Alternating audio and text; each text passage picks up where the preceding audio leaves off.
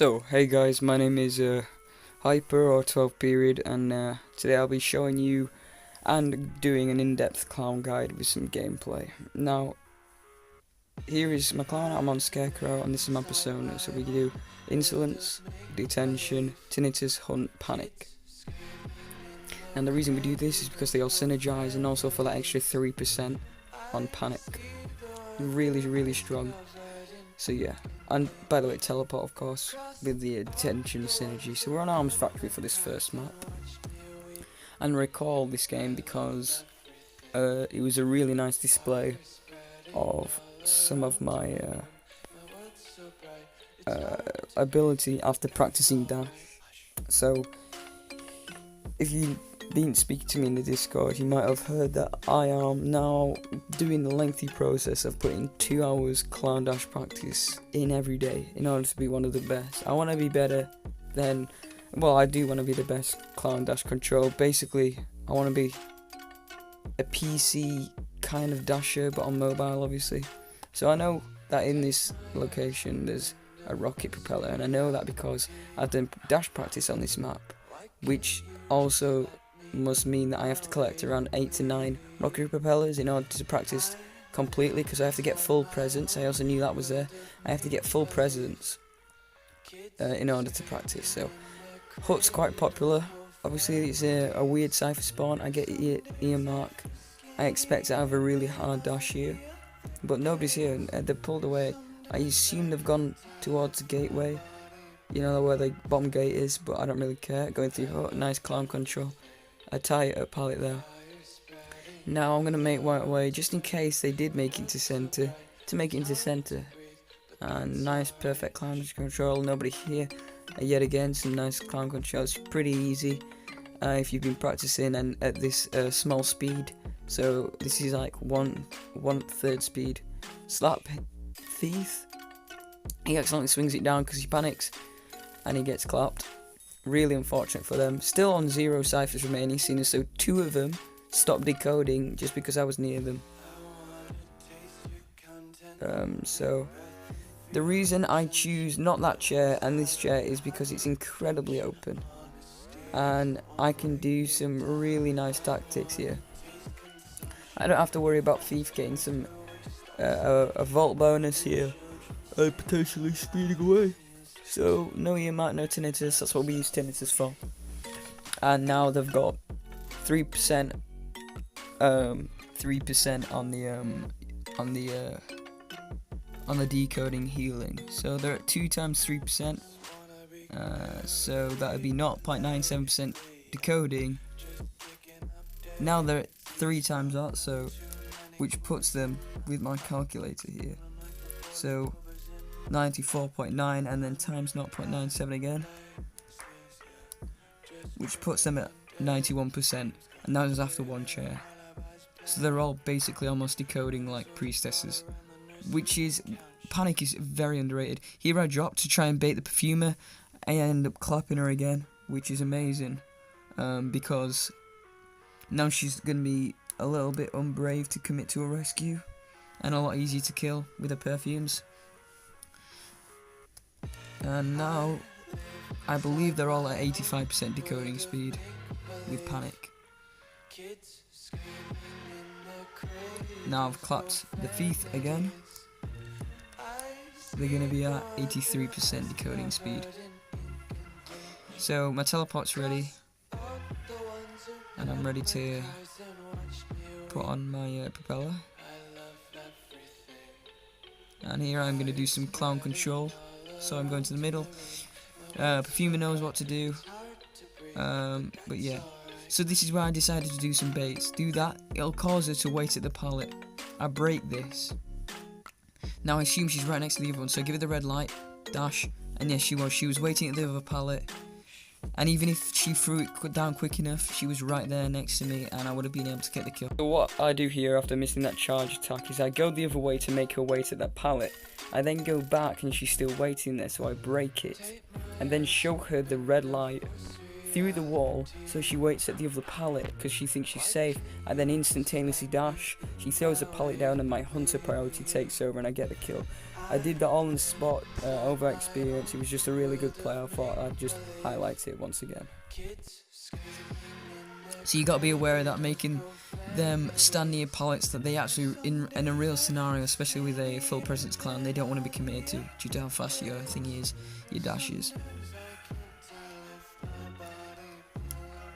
So here I am listening for Tinnitus Mark, and they're all 80% decoding. If Panic it really is actually doing 3%, and it can stack. So Tinnitus is here, and I don't think anybody uses Panic, and I think they should. The games you will see after I start, I just snowball. I snowball so badly. So she gets a flare on me. Fortunately, I wasn't able to dodge it. Perfume is going away. She didn't perfume, so I just decided to smack her. She didn't perfume instantly. If she was smart, she would have perfumed instantly and then just teleported back, which would have forced me to eclipse rocket propellers, which I always do when I see a perfume like that, so I can do a circle. 78% using this just to get that. Although it's only 10 meters, it's enough to get the first smack, which is brilliant, which is absolutely brilliant. And here I am chasing, doing a charge attack, and they're at 76% decoding speed, really, if it's true. Definitely with the healing definitely decreases and stacks. But yeah. So here I am trying to bait the coordinator, giving her no choice. And this is a tip I'd like to tell you guys. You do that if they're like 6 to 7 pallets away from you. That's kind of like the max. Before your dash takes too long, and they're able to throw the pallet down without you taking hunter priority, which is basically hunter priority is if the hunter swings while they're swinging down the pallet, the hunter's gonna get a hit, and that's what we call hunter priority. Now I don't see the ear mark, I see the machine wiggle, and I smack the doctor. I expect the doctor to run full blast, so I, knowing that she's got a veteran bonus, I start to cut across. She doesn't know. She's gonna let coordinate to get to the half mark before she even touches rescuing her, which is going to give me a massive advantage. That speeds up the coordinator, who we all know has got her little buff on the rocket chair speed, and now it's 73% healing speed as well. So that's why the doctor took a little bit longer, and I do an amazing clam dash here, completely amazing. And that's with the 2 hours practice. You saw the start. What I did there, and I think, yeah, here I'm just gonna. Oh, I accidentally forgot that I hadn't won yet, and I was just, I don't know what I was doing at the time, and then I was like, oh my god, I gotta. So then she escaped. Obviously, I'm gonna get her back. But I also get to do another 3% stack, which is wonderful because that then puts them down at 71% decoding speed. Panic is so OP, and just nobody uses. Just nobody chooses to use.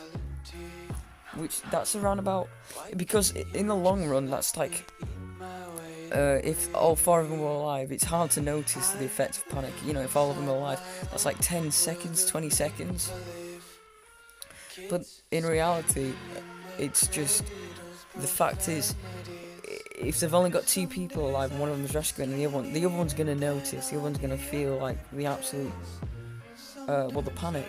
He's gonna feel the panic persona and the panic in the game in real life. So yeah, that was a wonderful game to display. Yeah, so I'm gonna come back to some tips now, and I'm gonna show you what the dashes made me capable of doing, and I'll have a dash clip here.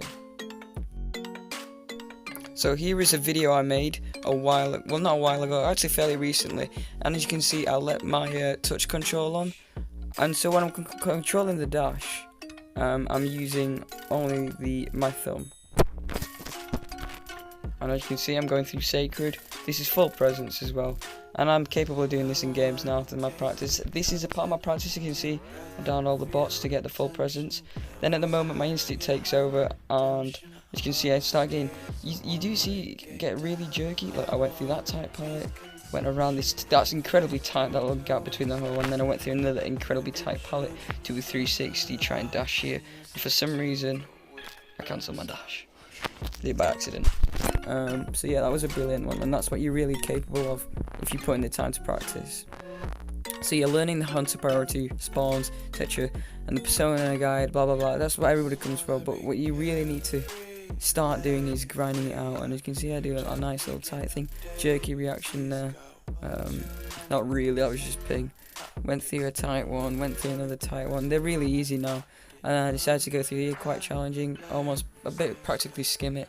Do a 360, nice. Decide that I want to go upstairs, and if you decide that and you actually want to, you'll just do it. Go through the stairway that we all know is there.